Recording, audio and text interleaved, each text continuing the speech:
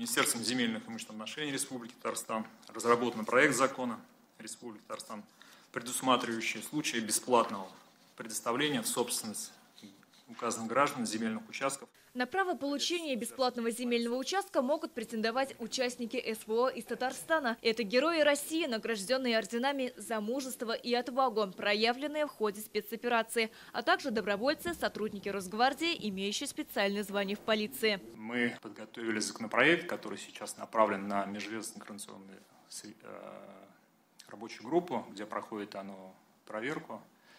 И как только он будет согласован всеми членами рабочей группы межведомственной, будет, соответственно, уже направлен в Государственный совет на рассмотрение.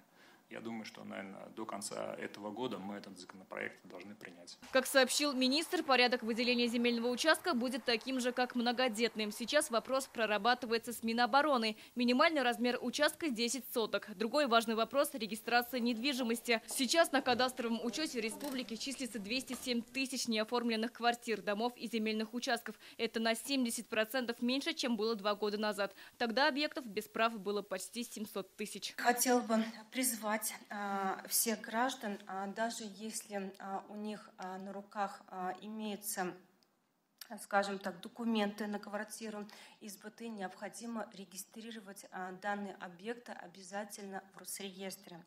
Потому что наличие записи в ЕГРН позволяет защитить права граждан от мошеннических действий с их имуществом.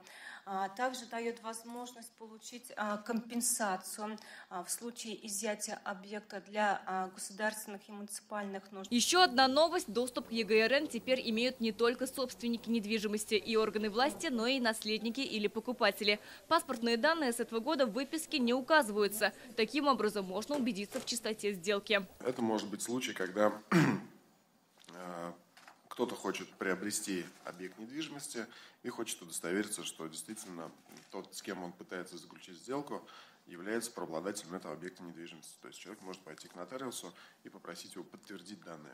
Жители продолжают регистрировать дома, построенные на территории СНТ, несмотря на ограничения, установленные правилами землепользования и застройки в некоторых городах. Росреестр, как правило, дает на это добро. По дачной амнистии в Татарстане уже зарегистрировали более 109 тысяч объектов. Сирина Васильева, Данил Филатов, ТНВ, Казань.